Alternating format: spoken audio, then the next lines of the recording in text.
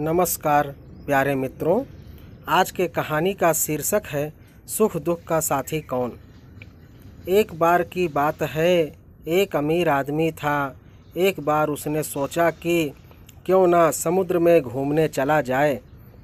यह विचार उसके दिमाग में आते ही जब उसको छुट्टी मिला तब उसने एक नाव बनाई और एक दिन वह घूमने समुद्र की ओर निकल पड़ा।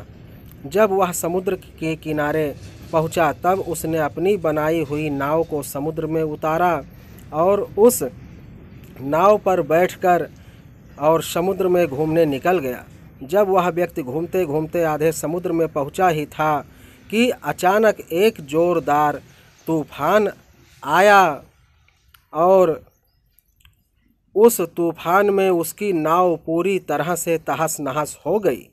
लेकिन वह आदमी लाइफ जैकेट पहनकर उसकी मदद से समुद्र में कूद गया। जब थोड़ी देर बाद तूफान शांत हुआ तब वह तैरता हुआ एक टापू पर जा पहुंचा। लेकिन वहां उस टापू पर कोई नहीं रहता था।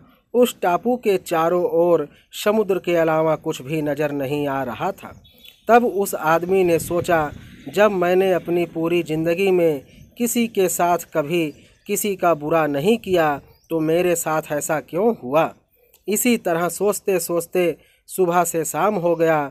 तब उस आदमी को ख्याल हुआ कि जब भगवान ने उसे मौत के मुंह से बचाया है तो आगे का रास्ता भी भगवान ही दिखाएगा। धीरे धीरे वह आदमी वहां उगे झाड़ पत्ते खाकर दिन बिताने लगा।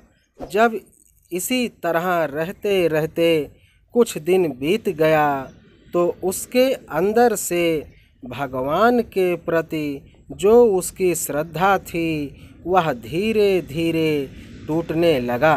भगवान के ऊपर से उसका विश्वास उठ गया और उसको लगने लगा कि इस दुनिया में भगवान है ही नहीं।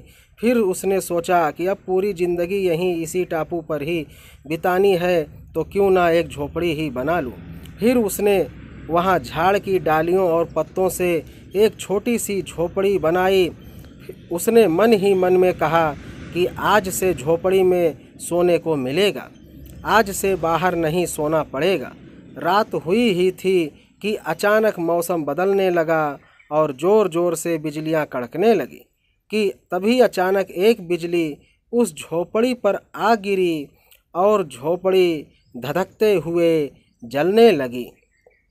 यह देखकर वह आदमी पूरी तरह से टूट गया।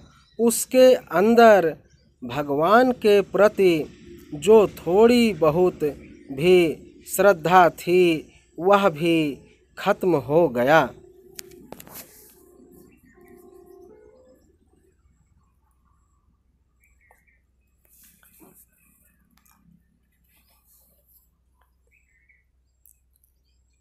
और वह आसमान की तरफ देखकर बोला कि तू भगवान नहीं राक्षस है, तुझ में दया जैसा कुछ भी है ही नहीं, तू बहुत क्रूर है। वह व्यक्ति हताश होकर ज़मीन पर बैठ गया और सर पर हाथ रखकर रोने लगा कि अचानक एक नाव टापू के पास आई और उस नाव से उतरकर दो आदमी बाहर आए और उस आदमी के पास आकर बोले कि हम तुम्हें बचाने आए हैं। दूर से हमने इस वीरान टापू में यह जलता हुआ झोपड़ी देखा तो हमें लगा उस टापू पर कोई मुसीबत में है। यह सुनकर उस आदमी की आंखों से आंसू गिरने लगे। फिर उसने आसमान की तरफ देखकर ईश्वर से माफ़ी मांगी और बोला कि मुझे क्या पता है कि आपने मुझे बचाने के लिए ही मेरी झोपड़ी जलाई थी। तो मित्रों, इस कहानी से हमें यह सीख मिलती है कि किसी दिन चाहे सुख के हो या दुख के हो, भगवान अपने भक्तों के साथ हमेशा खड़े रहते हैं। इसलिए हमारे प्यारे मित्रों, भगवान के भक्ति भजन में अपना जीवन व्यतीत करना चाहिए। हमें सदा ईमानदारी से रहना चाहिए, कभी भी किसी प्राणी को सताना नहीं चाहिए। मिलते हैं अगले कहानी में, तब तक के लिए अपना ख्याल रखें। व्यस्त रहें, स्वस्थ रहें, मस्त रहें। और हमारा वीडियो पसंद आए तो लाइक